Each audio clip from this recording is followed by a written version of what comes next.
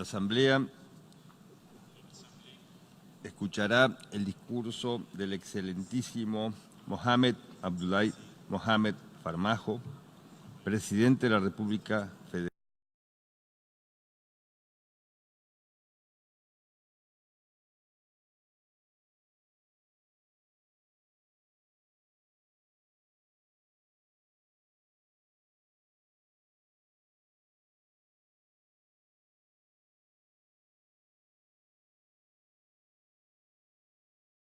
Al excelentísimo Cabdulhi Mohamed Farmaajo, presidente de la República Federal de Somalia, a quien invito a dirigirse a la Asamblea.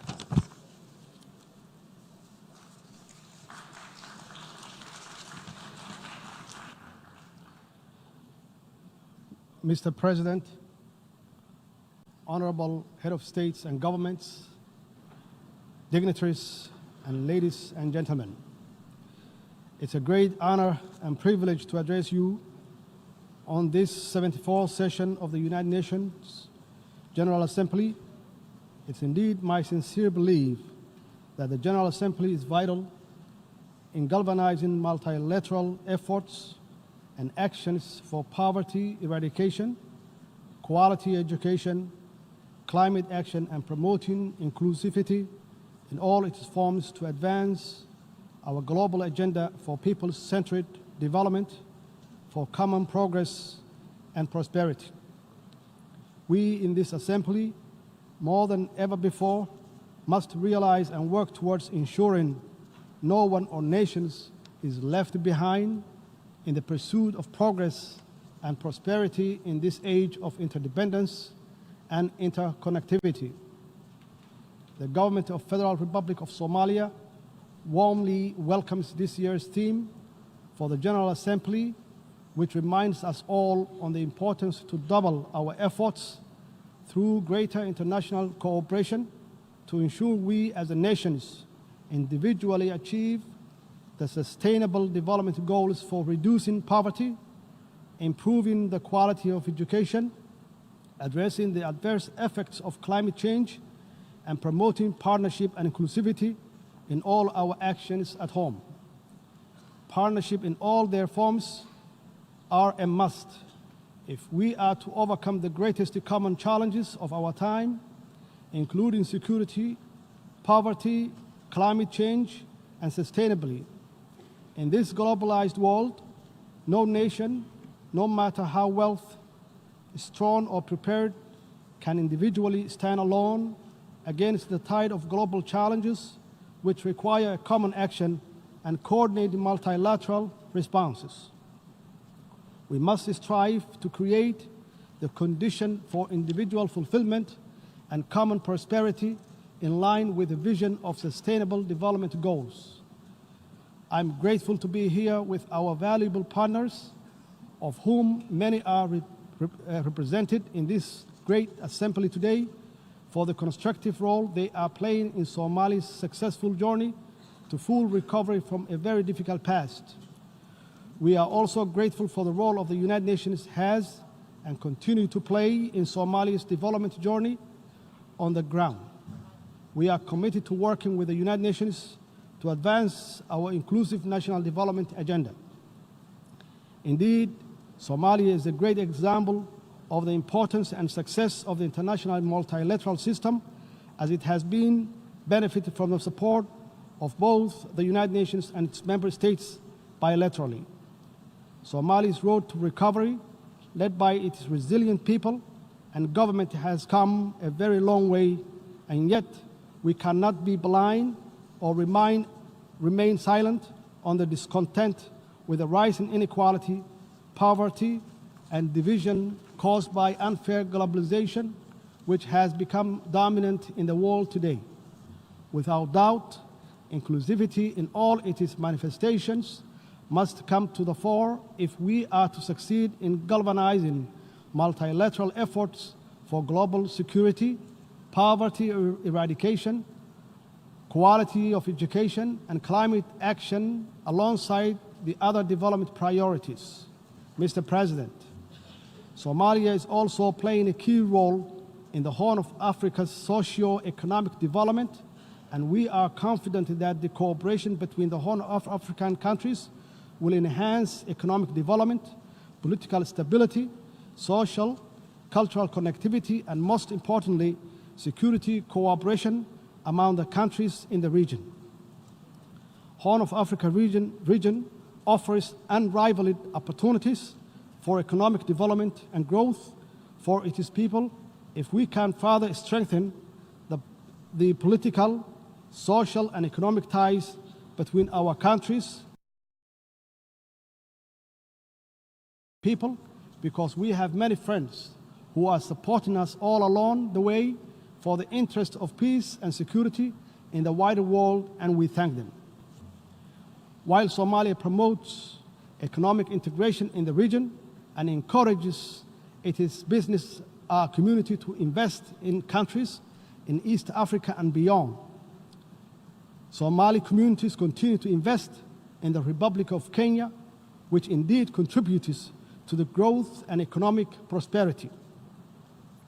Somalia and Kenya are neighbors on the Indian Ocean coast of East Africa who enjoy peaceful and friendly relations. We owe much to Kenya for their steadfast support for Somali's people over the years.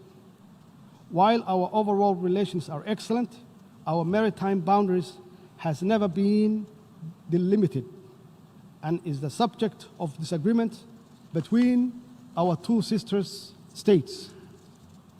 Bilateral negotiations did not achieve an agreement in the past. In order to obtain peaceful and equitable settlement in 2014 and in conformity with international law, Somalia instituted proceedings before the International Court of Justice, the highest legal authority of the United Nations. We are very pleased that the court found that it had jurisdiction to resolve the dispute and that it scheduled final hearing on the merit of the case for the first week of November this year. Somalia, as a member of the United Nations and a party to the statute of the court, is committed to seeing this judicial settlement process through to its end. Somalia has pledged to comply with the court's final judgment and to accept the boundary that is delimited by the court. As a matter of international law, the court's judgment will be binding on Kenya as well. And we trust that when that judgment is issued and the boundary is established, a lasting settlement of this long-lasting dispute will finally be achieved. In addition, on September 3, 2019, Peace and Security Council concluded that African Union is not empowered to intervene this case before the court. Mr. President, I would like to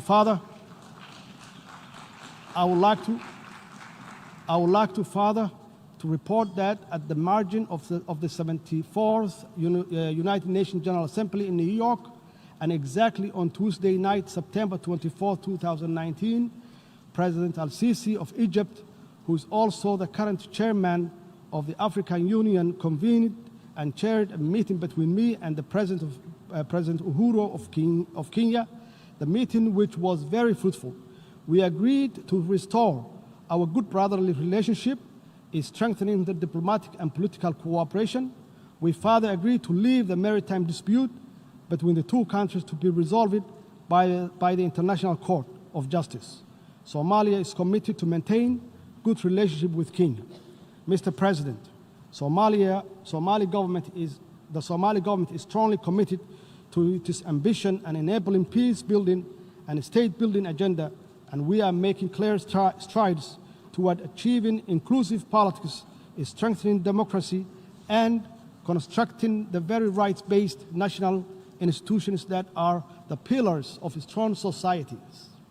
I am proud to report that we have held successful regional elections in some federal member states in the build-up to the planning national parliamentary and presidential election in 2021, and we are determined to facilitate the success of this process through an inclusive electoral bill, which voter registrations and better public awareness of the importance of inclusive politics and national progress. From all this, it's clear that Somalia is a historical example of reform, resilience, and people-driven progress and recovery. Today, our national discussions focuses on how to deliver inclusive politics, public services, financial and economic reforms, growing the economy, good governance, advancing regional cooperation, and how to finally defeat the threat of Al-Shabaab terrorism organizations with our valuable partners at home and abroad. Security has been our government's focus and greatest public expenditure since taking office because everything else, including poverty eradication, quality education, climate action, depends on it. We, alongside our international partners, are working tirelessly to rid the last pocket of violent extremism and their terrorist activities from Somalia. This task is by no means easy because of the violent, cowardly, and opportunistic guerrilla tactics Al-Shabaab terrorist uses, including bombing innocent civilians and private businesses. However, with our holistic strategy of de-radicalization, successful military offensives, the recovery of territory from Al-Shabaab, and the strengthening of Somali National Army and security capabilities, we are confident that our joint efforts with AMISOM and other international partners will bear fruit for Somalia, its people, and for the region and the global stability. We are building a well-trained armed force and right-based security and accountable institutions to take over the responsibility of securing Somalia. Our government, in partnership with AMISOM and other key international supporters, is working hard to achieve this through transition plan in line with the national security architecture. In this regard, I wanted to thank the brave Somali security force, men and women, all the troop contributing countries of African Union, with AMISOM and all our international partners that support the security operations in different and important ways. By no means are these comprehensive reforms easy, but with commitment and absolute determination, we have biometrically registered all the Somali National Army and the human resources audit of the wider security sector in its entirety will be completed shortly.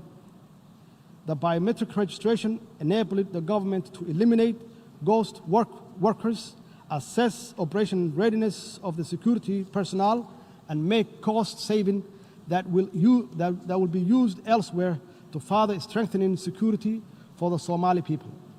I'm convinced Somalia's successful security sector reforms will provide us with the best possible security apparatuses to safeguard the well-being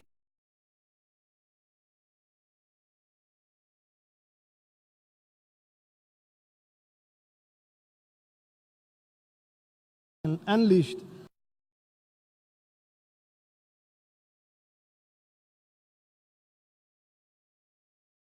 on education, and most certainly galvanizing our multilateral efforts for any development anywhere must start with national and international support for education in all its forms. In Somalia, a key symbol of our national recovery has been the enormous expansion of education provision across the public and private sector in all stages of learning. We fully understand the need to encourage, support, and build on the existing public-private partnership model of education delivery with its strong oversight by the federal government. Despite our difficult past, today the design and delivery of quality education and its governance and delivery framework is the most crucial education objectives we set as a government. This is critical for our young generation to catch up and even perhaps leapfrog in order to compete in globalizing economy and benefit from and contribute to achieving the Sustainable Development Goals by 2030. Given the importance of quality education to Somalia's peace building and state building processes, as well as its overall development, our government has embarked on an ambitious reform program which aims to expand access to education for our children, adolescents, and youth, including those from marginalized communities, the disabled, and girls and women. We are focused very clearly on improving the quality of learning outcomes, especially at early grade levels for all learners. We are also committed to increasing enrollment rates, ensuring the market relevance of learning opportunities to sustainably grow the economy in creating much-needed jobs and injecting further confidence in our people and country's prosperity and prospects. On the practical note, the Somali government is in the process of developing an inclusive and relevant national curriculum alongside rehabilitating all public schools while working hard to establish technical vocational schools and invest in the next generation of teachers and leaders in our schools. For the 5th year in a row, Somalia held the national exam successfully, and most of our students, including those that had disabilities such as blindness, participated and succeeded. We are proud of them. We are proud of them all, and will continue to improve their learning opportunities and employment prospects through better policies, stronger partnerships, accessible facilities, and educational leadership. To strengthen quality education globally,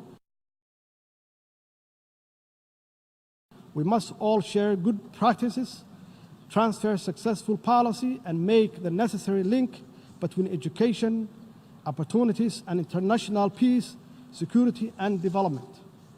Mr. President, Somalia is very committed to improving the status of the country's environment and to promoting community resilience for both present and future generations. Somalia has taken major steps in instituting environmental management authorities to implement changes on the national level. The establishment of the Directorate of Environment and the Climate Change within the Office of the Prime Minister, for example, is a step in the right direction, and we are confident that the Directorate will effectively lead the development and implementation of the environmental regulations and policies. This is evidence of our commitment to climate actions for a better, cleaner, and inclusive, prosperous environment. Indeed, climate change threatens to increase the frequency and severity of environmental impacts, and Somalia and the country with a long-standing coastline in continental Africa is already experiencing the effects of rising sea levels and rising average temperature that's exacerbated by the effects of degraded land and deforestation. The 2017 drought in Somalia had significant impact on the environment, economy, and natural resources sector, with ecosystem losses that damages estimated at an equivalent of more than $600 million US. The loss in productivity of the natural capital indicates difficult times ahead. Resources have been decimated and destroyed in some regions of the country. This has directly and indirectly affected the lives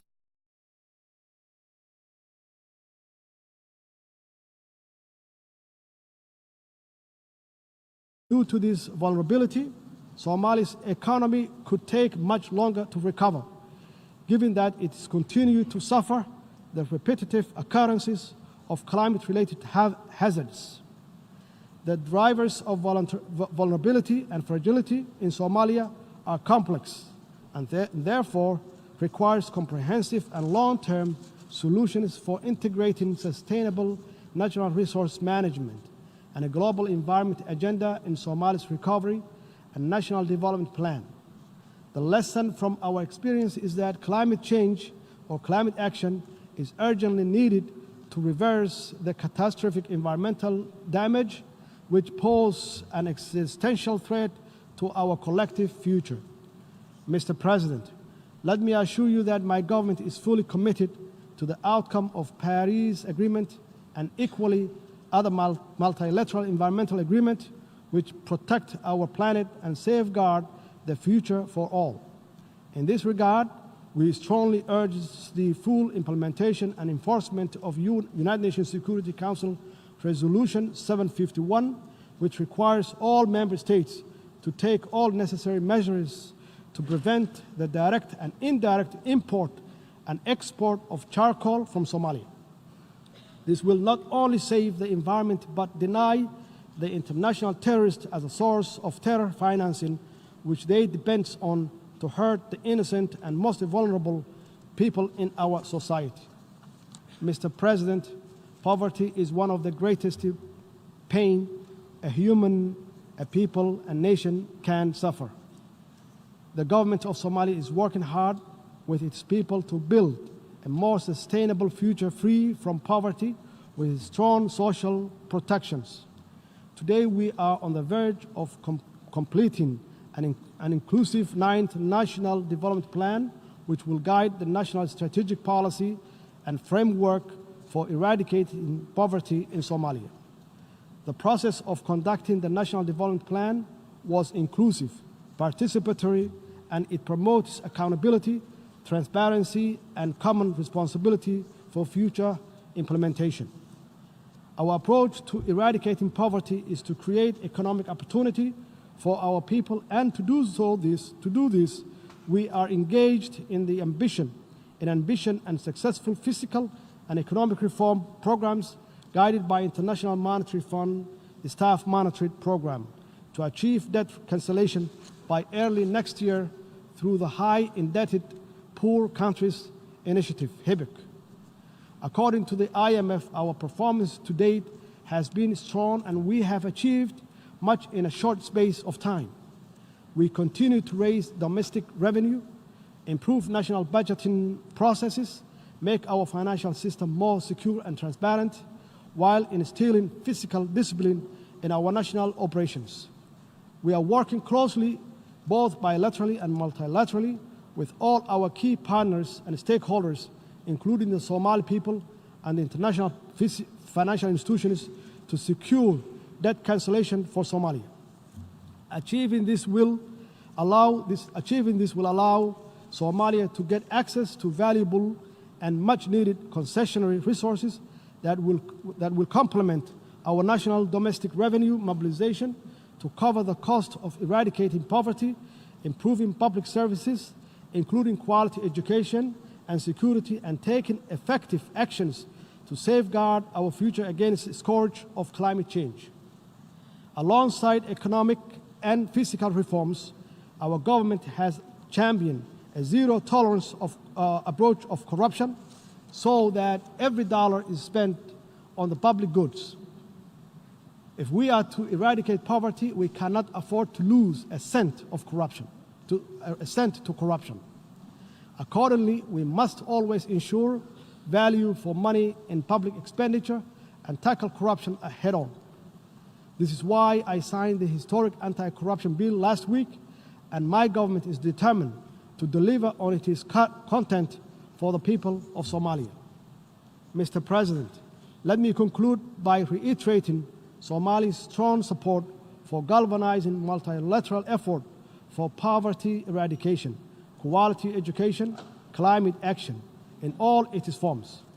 In this globalized age of uncertainty, common threats and opportunities, we must all be in this together to achieve common progress and inclusive prosperity. Our global journey to sustainable development may be long, but every step we take together will be rewarded with a stronger society, a more equitable and connected world, and a community of nations is strengthening and empowering through this collaboration. I thank you, Mr. President, and I thank you all in this assembly.